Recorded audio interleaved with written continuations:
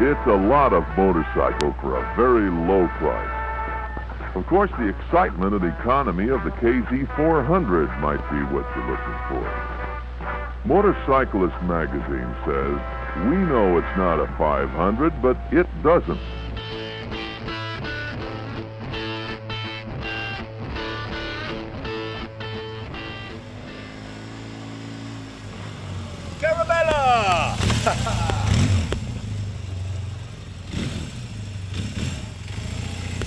They might say you meet the nicest people on a Honda, but you meet the happiest people on a Kawasaki. I had a big shit-eating grin since the minute I got on this thing. It's an absolute hoot. Little 400cc classic Kawasaki.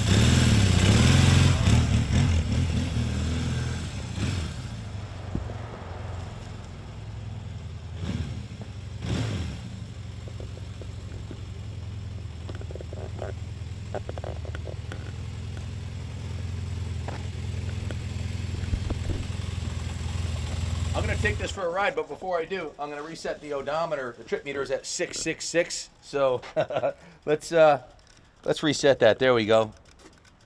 Right back to 0. I'm going to take it for a little rip. Just got done taking a little scoot on this for a moment, and this is my good friend, David Vernon. He's the president of the Motorcycles MC. If you look on the back here, he's got the tag on the back here. They're motorcycle enthusiasts, collectors, hardcore bikers, and this is one of a collection of bikes that David's been investing in. And he bought this bike to me a couple months ago, and the original plan was to strip it down and turn it into a cafe racer, but to be honest with you, I didn't have the heart to do it. It's so clean and original. So we talked about it a bit, and I said, why don't we both agreed it'd be better off since this is so nice. It was a barn find. The guy who had it let it sit for a while, so it needed the typical services done to it, and we brought it down to detail shop. Doc spent a full day on it, gave it the full Monty detail, washed it, waxed it, polished it. He spent a lot of time on the motor, and hand washed it, detailed the rims and hubs. The gas tank was buffed and waxed. The seat, the seat, he used leather dye on the seat to give it the nice lustrous look, like it's brand new. That's the original seat. The controls around the handlebars, he painted all the controls on the handlebars. The paint was all flaking off there. Steel wooled the spokes and the outside of the shocks. Repainted the chassis, in frame, just foam brush and spray painted the chassis and gave it a final detail. So it came out super nice. So the next thing we did was we brought it over to Jeff Castine, the mechanic at All Sport Cycle. He does outsource some stuff to him from time to time, and he went right through it, removed the carbs, and completely dismantled them and cleaned them inside and out. He also replaced the air boots right here. The original 1979 air boots are 41 years old, had cracked, so it had a serious leak here and here.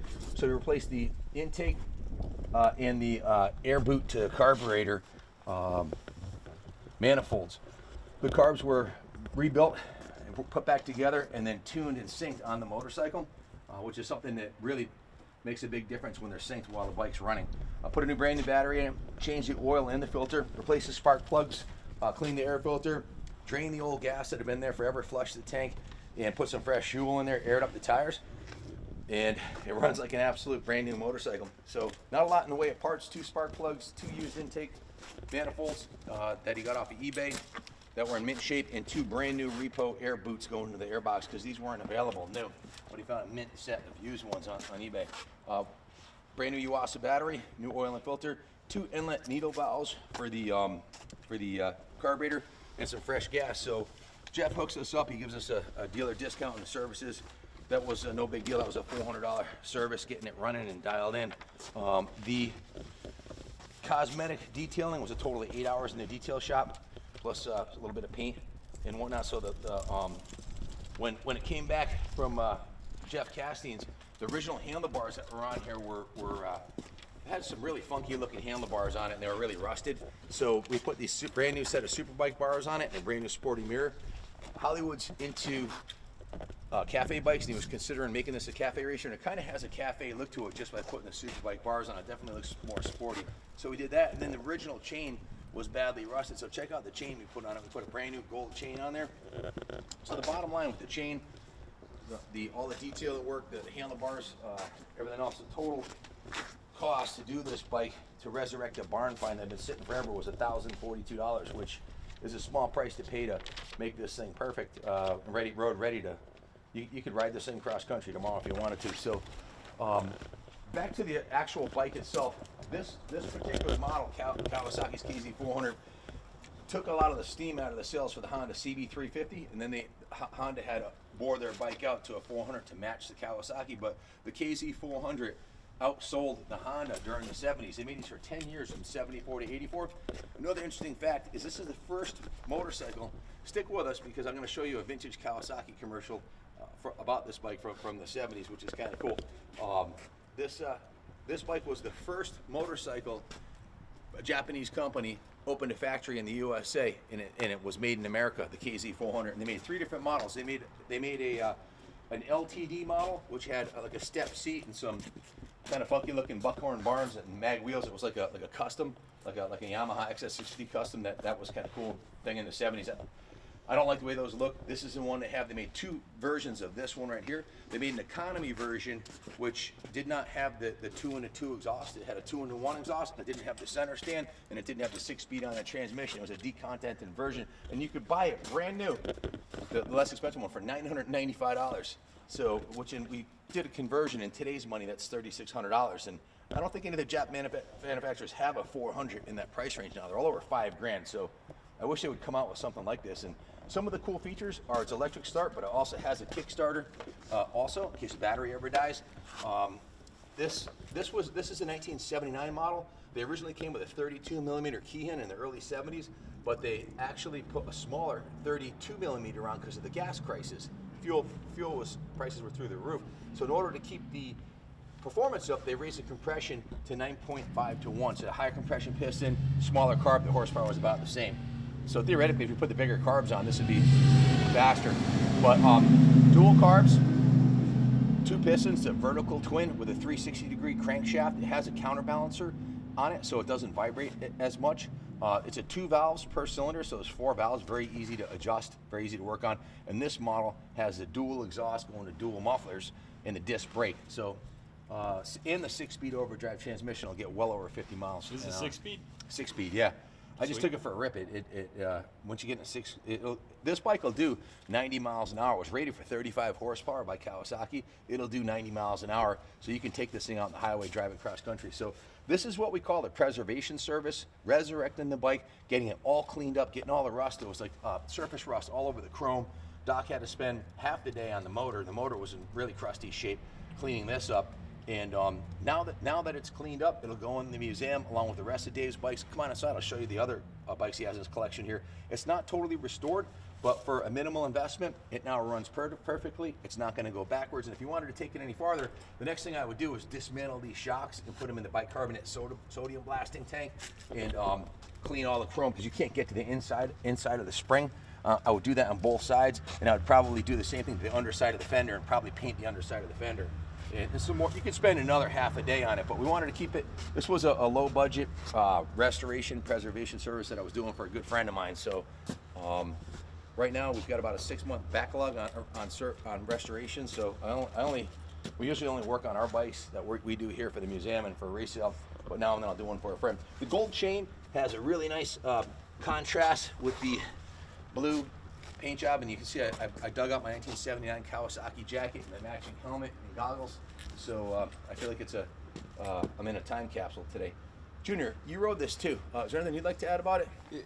Guys, it's a classic Japanese manufactured twin dual overhead cam. They're pretty much indestructible and they rip. So when they're tuned correctly, when the carbs are synced, they pull nice. It's a nice middleweight cruiser for sure. And it's got the Kawasaki kind of square tank style, and then that tailpiece. This is it's Z1 Essent there, and those are the bikes that are bringing the real dollars. Something that's going to appreciate in the future. So Hollywood was thinking about tearing this thing down and making it a bobber or a cafe racer. And this was just too nice. Look at the underside of the seat. It's like brand new. The foam's not degrading. The original toolbox is intact. The original idiot stickers are there. It's original paint. It's even got the insurance card in here from the 70s probably, but that's where you want to look, at the bottom side of things, to see how this thing was really. There's no lipstick on a pig here, folks. This is a clean, original, low mileage barn find. investment quality bike. If you want to invest in vintage classic bikes like this, there's no place better to have your money. Right now, these bikes are bringing upwards of $4,000, which is, you know, you can pick them up not running for a fraction of that and do what we did, either yourself, night and weekends, or outsource it to someone like us and get it done. But great classic bike. Let me show you the other bikes that Dave's got in his collection here, and then we'll take this for a little road trip. And I'm going to finish this up. I got a little surprise for you, so stay tuned. To give you an idea of the vision that David had, it was something like this. This is one of his bikes he has in the museum. It's a 1972 Honda CB450 full-on cafe racer. That means the tank, the seat panel, the Hagon shocks, the Dunstall-style pipes, the open air box. You can hardly recognize this as being a CB450. It's completely changed. The KZ400 was way too nice to do that to. And to build a bike like this, you're going to drop minimum $5,000, minimum. Probably a lot more than that in a shitload of time. $5,000 if you do all the work yourself. Exactly, nights and weekends for 2 years, including the paint work. I mean, the paint alone can cost. This is a $1,500 to $2,000 custom paint job on this bike. So just to give you an idea, so and that KZ will probably go up in value. Even it's a safer investment than a custom because you're putting so much money into it. This is Hollywood's other bike. This is a modern Harley Davidson 2011 XL Sportster custom cafe racer. That's completely tricked out. And then as you come into the museum here, this is the fourth bike in David's collection that's here at the museum. This is a 1953, made in the United Kingdom, Matchless G9, all original. This bike only has 218 miles and 167 on the trip meter.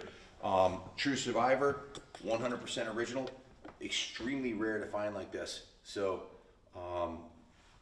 if you buy the right kind of bike and you take care of it, it's going to go up in value and it's going to be worth more down the road. So take a look around the museum. We've got a really nice collection of classic bikes on the left side here. We've got our vintage Kawasaki's and Suzuki's. In the middle, we've got our vintage BMWs from the 1926 or 28 R62 to the world's best R12 on down the lineup. And then all of our British bikes are on the back wall, the BSAs, Triumphs, Matchless, and got some Harley Davidsons in here. Everything on the left here is all Harley Davidson, and everything from here up are all Indians.